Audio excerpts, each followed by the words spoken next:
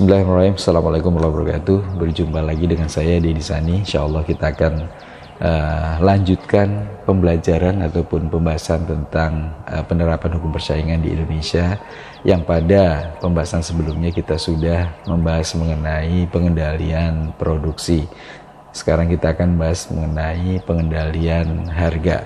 Ada baiknya kita coba ingat-ingat kembali apa yang kemudian sudah kita pelajari terkait dengan pengendalian produksi.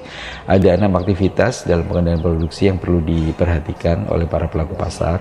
Yang pertama adalah ketika pelaku pasar melakukan penguasaan produksi, pengaturan pasokan maupun penguas pasokan. Harus dipastikan bahwa ketika aktivitas itu tidak menimbulkan adanya hambatan persaingan, kemudian tidak merugikan kepentingan umum, dan bukan hasil kesepakatan bersama antar pelaku pasar. Nah, aktivitas yang keempat terkait dengan pengendalian produksi adalah pendirian gabungan perusahaan. Menurut hemat saya, meskipun tidak dilarang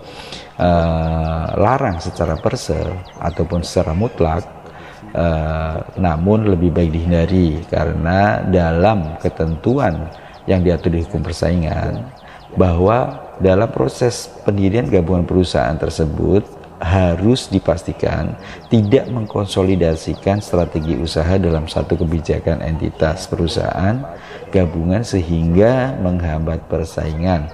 Jadi dibentuk gabungan perusahaan tetapi tidak dibolehkan adanya konsolidasi kebijakan masing-masing perusahaan yang menggabungkan diri itu dalam satu entitas gabungan perusahaan tersebut. Artinya tidak boleh dikendalikan oleh si gabungan perusahaan ini. Kemudian yang kedua, tidak merugikan kepentingan umum tentunya. Terus kemudian yang kelima adalah aktivitas penguasaan rangkaian produksi dari hulu ke hilir atau yang dikenal dengan integrasi vertikal. Secara mutlak integrasi vertikal ini tidak dilarang ataupun diatur rule of reason. Harus dibuktikan adanya akibat yang merusak pasar ketika terjadi penguasaan dari hulu ke hilir. Nah, paduannya dalam melakukan aktivitas hulu ke hilir ini adalah tidak menghambat persaingan dan tidak merugikan kepentingan umum. Yang keenam adalah bersekongkol untuk menghambat produksi. Ini perse diatur perse ataupun mutlak dilarang. Jadi pelaku pasar tidak boleh melakukan kesepakatan untuk menghambat produksi dari pelaku usaha tertentu. Misalnya mengakibatkan berkurangnya pasokan ke pasar, kemudian berkurangnya kualitas produk, ataupun mengakibatkan tidak tepatnya penyelesaian waktu produksi. Nah, 6 aktivitas ini yang dibahas di supply control ataupun pengendalian produksi. Sekarang kita masuk ke pembahasan berikutnya, yaitu tentang bagaimana pengaturan hukum persaingan terkait dengan pricing. Dalam pengaturan hukum persaingan, terutama di pasal 5, diatur mengenai larangan untuk melakukan kesepakatan harga antar pelaku pasar yang berada dalam pasar bersangkutan yang sama. Kesepakatan harga ini dilakukan antara pelaku usaha yang saling bersaing, kemudian hakikatnya dilatarkan karena ketidakmauan ataupun ketidakmampuan pelaku pasar untuk melakukan penyesuaian atas tuntutan efisiensi pasar. Nah, biasanya memang bagi pelaku-pelaku usaha pasar incumbent itu merasa terganggu dengan adanya new entrants yang menjual harga yang murah. Akibatnya kemudian dilakukan sebuah kompromi, sebuah kesepakatan yang biasanya diinisiasi oleh pelaku pasar sebelumnya atau incumbent agar supaya terjadi kesempatan harga.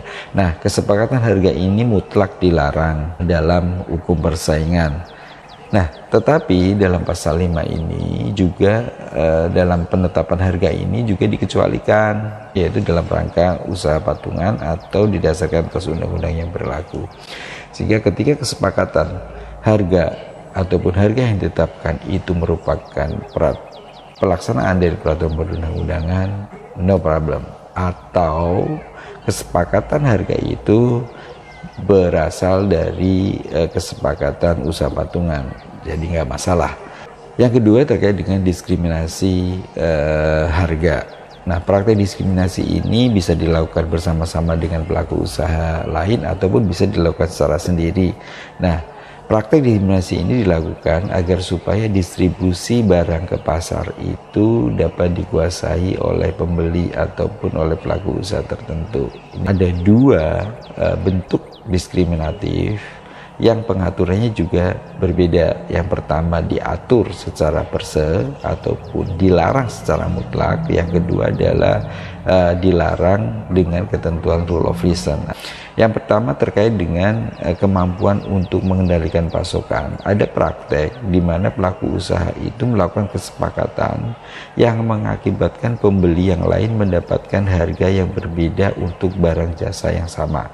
Nah, ketika terjadi kesepakatan ini, maka hati-hati, pasti ini akan menjadi objek pengawasan ataupun penegakan hukum persaingan, karena dalam pasal 6 ini diatur secara per se atau mutlak dilarang. Jadi pelaku usaha itu tidak boleh bersepakat untuk melakukan penetapan harga yang mengakibatkan pembeli yang lain mendapatkan harga yang berbeda untuk barang atau jasa yang sama.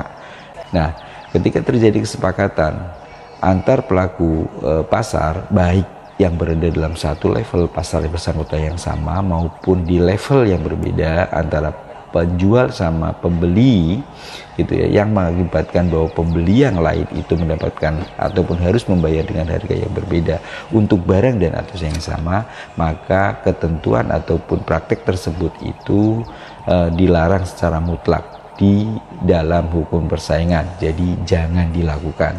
Nah, adapun yang terkait dengan diskriminasi yang diatur di pasal 19D yang bisa dilakukan ataupun dalam rangka melakukan penguasaan pasar, kemudian pelaku usaha melakukan diskriminasi harga, maka diskriminasi harga yang dimaksud itu harus dibuktikan apakah praktek diskriminasi tersebut menimbulkan tadi hambatan pasar ataupun memberikan kepentingan umum. Enggak. Kalau enggak berarti enggak ada masalah. Nah, lanjut ke aktivitas yang ketiga terkait dengan penetapan harga ataupun pengendalian harga, yaitu penentuan harga di bawah harga pasar. Biasa disebut dengan jual rugi. Istilah hukum persaingannya adalah predatory pricing. Apakah dibolehkan? Boleh. Ada catatannya gitu kan. Artinya tidak diatur secara per se, tidak dilarang secara mutlak oleh hukum persaingan. Penetapan harga jual rugi ataupun predatory pricing ini diatur secara rule of reason ataupun harus dapat dibuktikan akibatnya terhadap pasar. Nah, biasanya predatory pricing ini dilakukan melalui kesepakatan ataupun bisa juga dilakukan secara sendirian, dan biasanya dilakukan agar pelaku usaha baru itu tidak jadi memasuki pasar karena harga yang diterapkan di sana tidak ekonomis buat dia menjual barangnya, atau memang sengaja dilakukan predatory pricing ini untuk menyingkirkan pelaku usaha dari pasar tersebut. Praktek penetapan harga yang keempat adalah terkait dengan resale price maintenance ataupun penetapan harga jual kembali, yaitu dilakukan untuk mengelola lingkungan pasar distribusinya, kemudian mempersyaratkan untuk menjual dalam rentang harga yang ditetapkan.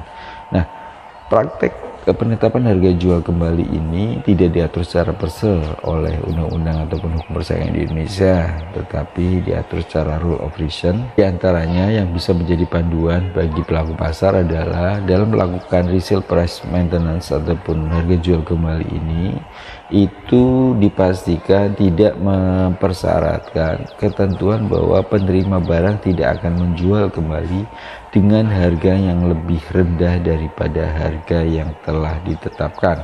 Artinya di sini tidak boleh ada ketentuan dalam perjanjian antara prinsipal dengan distributor itu yang mempersyaratkan penerima barang tidak akan menjual kembali dengan harga yang lebih rendah daripada harga yang telah ditetapkan. Kedua adalah tidak menghambat persaingan. Maka ketika itu dipastikan tidak terjadi, maka nggak ada masalah.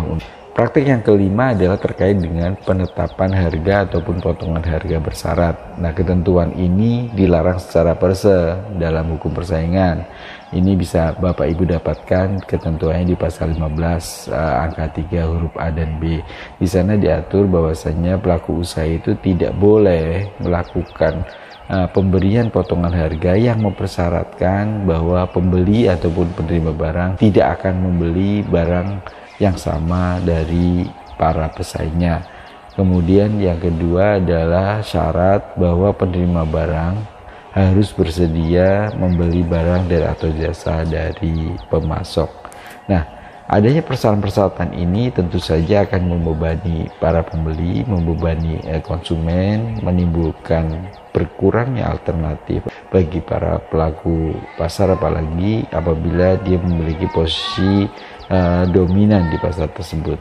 Demikian 5 ketentuan dalam hukum persaingan yang terkait dengan pengendalian harga.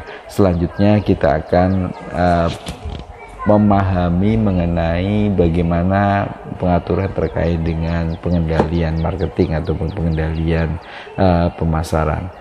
Semoga dimudahkan dan insya Allah menjadi ilmu yang bermanfaat untuk kita semua. Saya Dedi Sani, Assalamualaikum warahmatullahi wabarakatuh. Sampai jumpa dalam pembahasan berikutnya. Jika Anda adalah para konsultan di bidang hukum perniagaan maupun bisnis manajemen ataupun profesional yang membidangi marketing, business planning and strategic maupun legal division, saatnya sekarang Anda kuasai hukum persaingan bersama dengan Dedi Sani dalam Safe Doing Business.